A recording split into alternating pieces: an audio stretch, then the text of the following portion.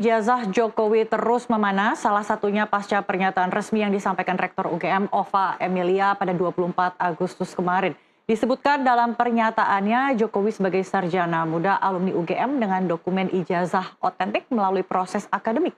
Tapi pernyataan Rektor UGM itu justru memunculkan kontroversi baru. Roy Suryo CS menyoroti adanya ketidakkonsistenan informasi terkait status akademik Jokowi, khususnya mengenai istilah sarjana muda yang baru secara eksplisit disebutkan UGM di tahun ini. Untuk membahasnya kami sudah bersama kuasa hukum Roy Suryo, ada Ahmad Kozinudin, dan juga kuasa hukum Joko Widodo, Yakub Hasibuan melalui sambungan Zoom. Selamat malam Bapak-Bapak. Malam. Ya Bang Kozi dulu ya, kan tadi kita sudah mendengarkan bagaimana Rektor UGM mengafirmasi ijazah Jokowi itu otentik. Bukankah sudah loud and clear menjawab pertanyaan publik selama ini? Ya, bismillahirrahmanirrahim. Yang pertama saya kira ini adalah pernyataan yang sifatnya naratif dan repetisi begitu. Kenapa demikian? Karena saat ini yang dibutuhkan oleh publik termasuk klien kami bukanlah narasi yang disampaikan secara berulang yang sangat menjemukan menurut kami begitu.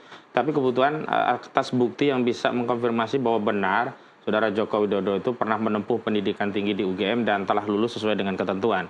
Bahwa UGM telah menegaskan ulang ketentuan yang dilakukan oleh UGM terhadap Saudara Joko Widodo itu telah terverifikasi dalam pengertian diakui bahwa benar Saudara Joko Widodo pernah menempuh pendidikan tinggi di UGM dan UGM telah memberikan ijazah sesuai dengan ketentuan kepada Saudara Joko Widodo. Akan tetapi di poin 10 dari 10 poinnya itu ada yang menarik menurut saya untuk dicermati, yakni UGM itu tidak bertanggung jawab atas penggunaan ijazah setelah lulus dari UGM. Artinya penggunaan ijazah yang memang sudah diberikan oleh UGM kepada alumni itu murni tanggung jawab alumni. Nah di poin 3 inilah yang menurut saya UGM satu sisi ingin menegaskan bahwa Saudara Joko Widodo adalah alumninya, tapi di sisi yang lain UGM seperti ingin buang badan, ingin lari dari tanggung jawab, seolah-olah jika nantinya ada sesuatu terhadap ijazah yang dimiliki oleh Saudara Joko Widodo, UGM tidak bertanggung jawab atas itu dengan dalih bahwa itu sudah murni tanggung jawab alumni. Padahal persoalannya kan ada dua hal ya. Yang pertama, ijazah diberikan oleh UGM kepada alumni dan tidak ada kaitannya dengan UGM karena memang tidak dipergunakan untuk suatu jabatan publik yang butuh verifikasi dari UGM. Yang kedua adalah alumni tersebut menggunakan ijazah tadi dalam kerangka untuk menduduki jabatan publik yang salah satu persyaratannya perlu diverifikasi ulang oleh lembaga yang menerbitkan, dalam hal ini UGM. Nah dalam kasus Saudara Joko Widodo, ini kan bukan alumni biasa, tetapi alumni yang pernah menggunakan ijazahnya setidaknya untuk 3 kontestasi politik, Pilkada Solo, Pilkada DKI Jakarta, dan tentu saja Pilpres yang itu terjadi 2 kali. Dan dalam prosesnya sesuai dengan ketentuan pasal 169 Undang-Undang Nomor 7 Tahun 2017 tentang pemilu, maka syarat itu juga kemudian oleh otoritas penyelenggara pemilu dalam hal ini KPU diverifikasi, dan tentu saja memberikan verifikasi pengakuan bahwa benar itu adalah mahasiswa adalah otoritas yang menerbitkan ijazah, dalam hal ini UGM. Jadi tidak tepat kalau UGM buang badan. Tetapi ada hal yang penting adalah bahwa pada akhirnya kok UGM bicara begitu, padahal konteksnya hari ini tidak tepat untuk bicara. Kenapa? Karena kasus ini sudah masuk pro justisia. Harusnya UGM hadir dalam konteks sebagai saksi yang keterangannya diambil dan kemudian keterangan tersebut baru bernilai sebagai alat bukti ketika masuk dalam berita acara pemeriksaan, dan kemudian UGM melalui rektor misalnya ya Bu Ova Emilia hadir di pengadilan dan menerangkan apa yang dia ketahui, dia alami dan dia dengar sendiri itu dalam sebuah sidang yang terbuka. Oke, coba kita tanyakan ke Bang Yakub, kenapa tiba-tiba UGM buka suara terkait dengan keotentikan ijazah Jokowi, Bang? Mungkin kami harus sampaikan bahwa kami sama sekali tidak kaget ya dengan statement dari UGM. Malah kami mengapresiasi atas statement dari UGM karena selama ini fakta-fakta yang disampaikan itu memang sesuai dengan apa adanya. Jadi kami sama sekali tidak kaget. Kenapa baru sekarang ini, Bang Yakub? Ya mungkin kalau itu lebih tepat ditanyakan kepada UGM-nya langsung. Namun sebenarnya kalau kita lihat rangkaiannya, Mbak, bukan baru sekarang UGM berpartisipasi atau bersikap suportif dalam penegakan hukum. Karena sebelumnya kami juga mengetahui bahwa dari pada saat penyelidikan juga di mana Pak Jokowi itu merupakan terlapor di Barreskrim itu, juga UGM juga dimintakan banyak sekali dokumen-dokumen termasuk bukti-bukti, dan di mana puluhan bukti sudah diberikan kepada para penyelidik waktu itu karena masih ada tahapnya penyelidikan kepada Barreskrim, dan Barreskrim juga menggunakan bukti-bukti yang itu untuk kemudian melakukan gelar dan menentukan bahwa penyelidikannya dihentikan. Nah, kemudian poin mengenai penggunaan ijazah dikatakan tadi merupakan tanggung jawab pribadi ya memang itu merupakan statement yang benar yang dikeluarkan oleh UGM dan sah. Karena tidak ada salahnya kan statement itu memang benar bahwa penggunaan ijazah masing-masing pihak itu, masing-masing alumni itu memang tanggung jawab mereka sendiri. Apakah itu digunakan untuk melamar kerja dan sebagainya, itu merupakan tanggung jawab sendiri. Jadi bukan UGM mencuci tangan dan lepas dari tanggung jawab jika ijazahnya disalahgunakan gitu Bang? Saya sih tidak melihatnya seperti itu, karena memang ini sudah lama sekali juga disampaikan oleh UGM sebelum-sebelumnya. Yang tadi saya juga sampaikan, sebenarnya UGM juga sudah mengikuti proses ini sudah lama, namun baru sekarang memberikan statement yang mungkin lebih clear dan sifatnya adalah sangat resmi gitu ya, karena mungkin mereka melihat bahwa dengan meningkatnya eskalasi yang ada dan pemberitaan yang mereka harus jaga juga nama baik UGM, sehingga ada urgensi menurut mereka mungkin untuk meluruskan itu.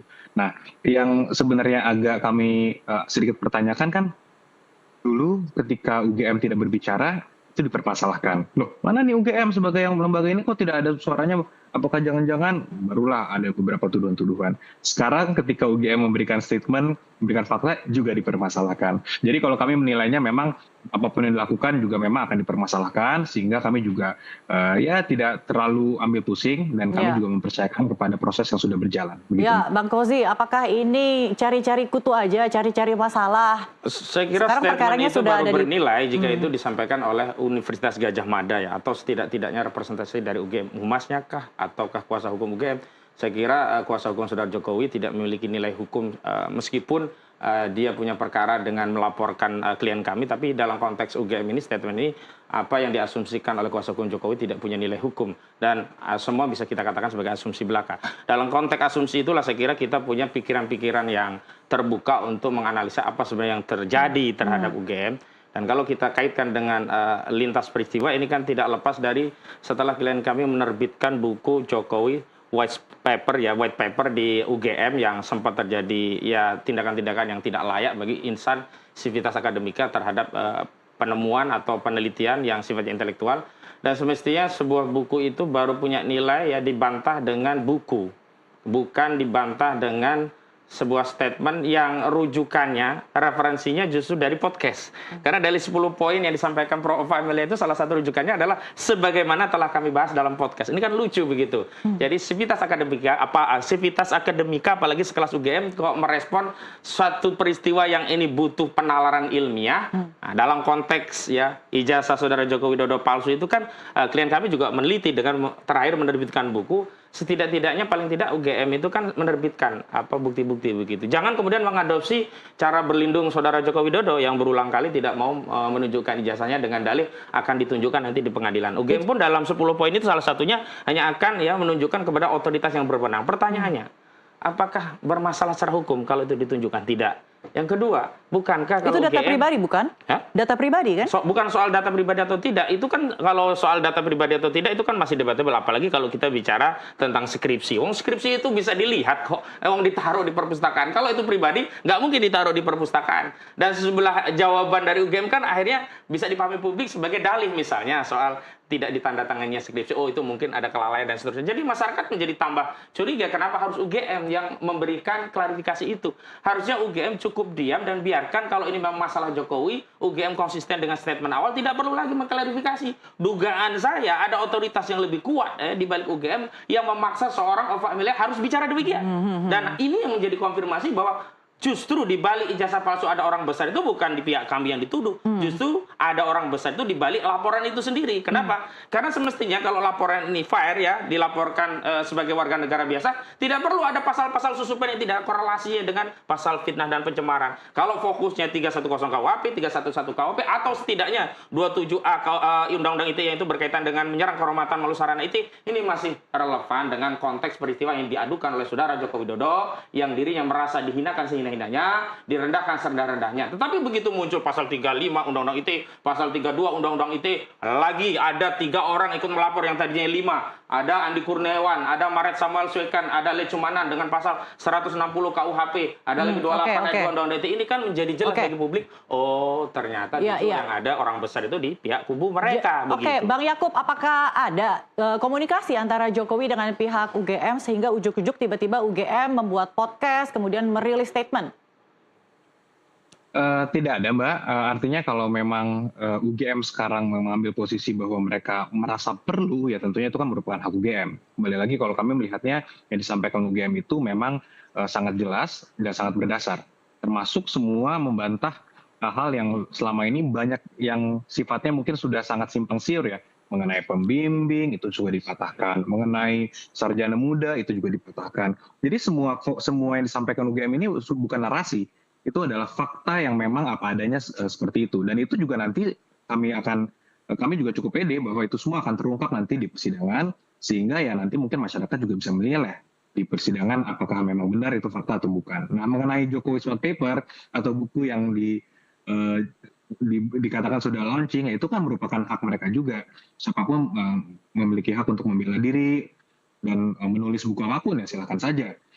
Ya, namun kami melihat juga buku itu tidak ada nilainya, apalagi dalam proses penyidikan yang sedang berlangsung. Sehingga saya juga kembali lagi harus menyatakan bahwa kami tidak melihat, kita tidak ambil pusing, kami tidak melihat itu sebagai suatu hal yang dapat menghentikan atau mengganggu penyidikan, sehingga ya kami meminta seluruh pihak yang terlibat dalam penyidikan ini untuk menghormati proses hukum yang ada. Dan kami yakin juga UGM juga sama, dan itu juga disampaikan oleh UGM berkali-kali. Oke, jadi maksudnya dari pihak UGM hanya ingin mengklarifikasi informasi simpang siur gitu, hanya penyampaian fakta ya, tidak ada keberpihakan di sini. Tapi saya tahu Anda ingin berkomentar, tahan dulu Bang Kozi, kita akan jeda dulu, kami akan segera kembali. Baik.